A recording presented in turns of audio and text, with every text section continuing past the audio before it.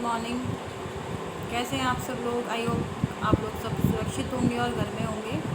तो गर्ल्स, सभी को पता है कि कोरोना बहुत ज़्यादा स्ट्रेन फैल रहा है, तो अपने घर में रहिए। और अगर ज़रूरी काम से आप लोगों को जाना पड़ भी रहा है बाहर, तो मास्क लगाइए और सैनिटाइज़र का यूज़ ज़रूर करिए और अपने देश का साथ दीजिए, क्योंकि बहुत ही बुरी विपदा की घड़ी है। आप सभी लोगों को पता है कि जो भी लोगों को ये बीमारी हो रही है, वायरस फैल रहा है, उनको सबसे पहले जो है सांस की दिक्कत हो रही है, क्योंकि ये सीधे फेफड़ों पे आपके असर कर रहा है।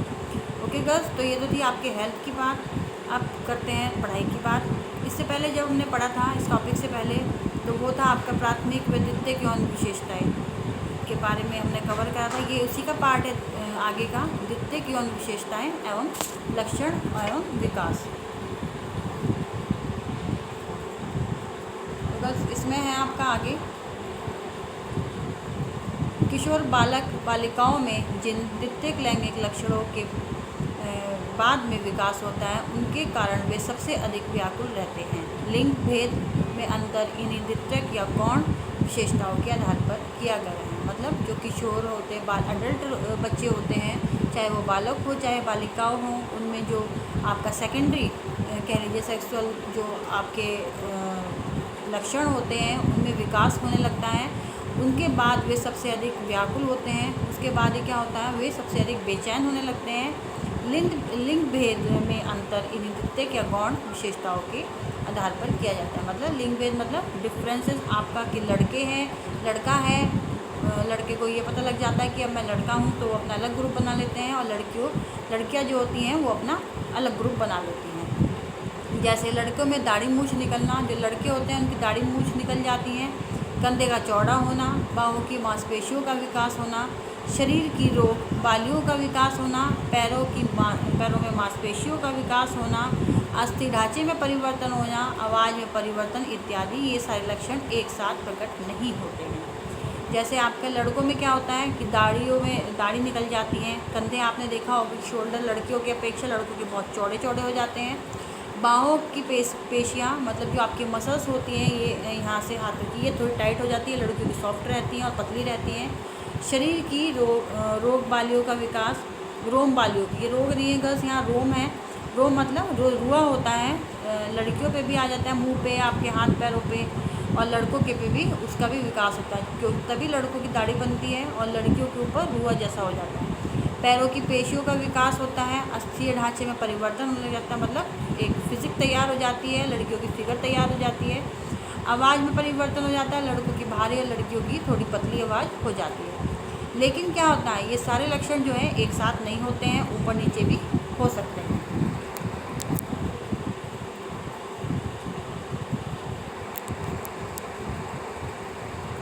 फिर है आपका, जब किशोरों में शरीर में रोम बालियाँ दिखने लगती हैं एवं चेहरे पर दाढ़ी मूछ नहीं निकलती हैं, तब किशोर प्राय चिंतित हो जाते हैं। मतलब आपने देखा होगा गर्ल्स, कभी कभी जो लड़के होते हैं उनकी क्या है, जो रोम बालियाँ हैं, मतलब जो चेहरे पर रोम होते हैं, बहुत ही रुआ टाइप होता है जिसे बोलते हैं, हल्के हल्के बाल ब्राउन से कलर के होते हैं, उन्हें हम रोम बालियाँ वो दिखने लगती हैं। लेकिन क्या होता है, चेहरे पर उनके दाढ़ी मूछ नहीं निकलती। तब क्या होता है, जो किशोर होते हैं आपके प्राय वो चिंतित होने लग जाते हैं कि पता नहीं मेरी दाढ़ी मूछ कब आएंगी, क्योंकि इससे क्या होता है, जो लड़के होते हैं आपस में एक दूसरे को चिढ़ाने लग जाते हैं।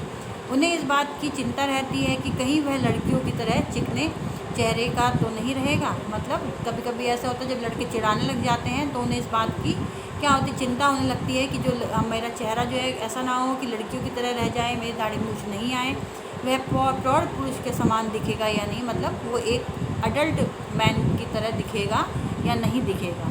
उसे इसका ज़रा सा भी भय नहीं रहता कि हम उम्र साथी जो परिपक्व हो गए हैं,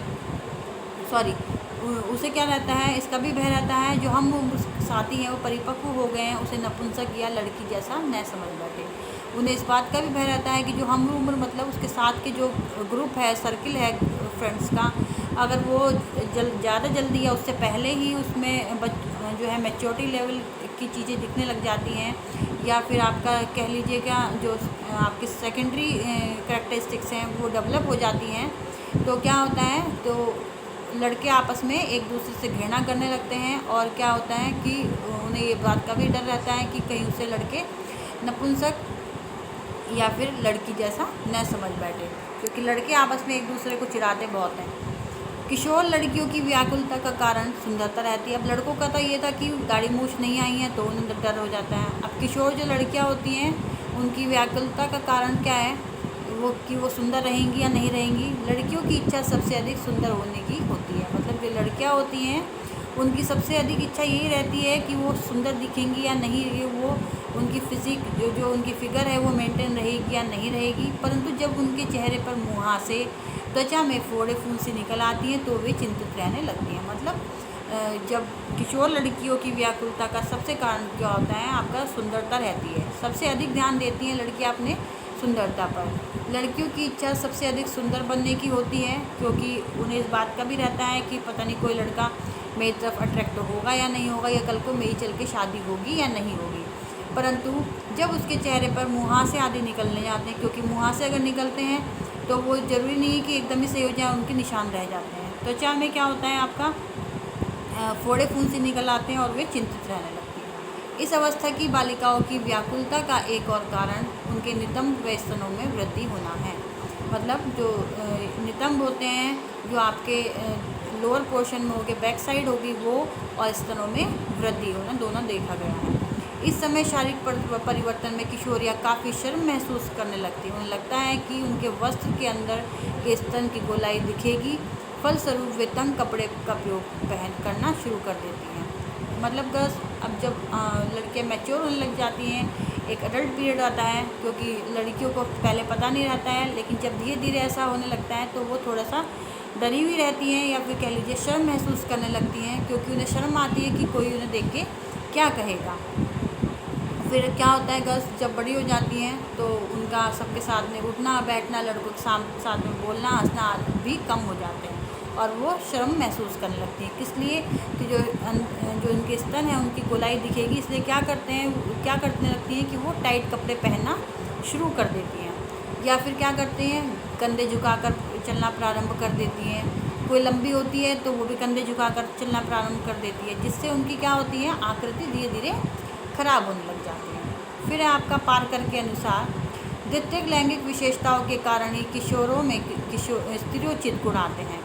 मतलब जो आपकी द्वितीय लैंगिक विशेषताएं हैं, सेकेंडरी जो आपकी विशेषताएं हैं, उनके कारण ही जो है किशोरियों में स्थिरोचित गुण आते हैं। मतलब जो आपके सेकेंडरी सेक्सुअल डेवलपमेंट होता है उनके कारण, जिनके द्वारा उन्हें लड़कों से एकदम अलग पहचान मिल जाती है, पहचाना जाता है। जब लड़कियों के अंदर सेक्सुअल डेवलपमेंट आता है तो क्या होता है, आपने देखा होगा जब बच्चे छोटे रहते हैं, लड़की हो चाहे लड़की हो, आपस में खेलते हैं, लेकिन धीरे धीरे जब वह बड़े हो जाते हैं तो उनका अलग अलग समूह हो जाता है और वो एक दूसरे से बात करने में भी शर्माने लगते हैं।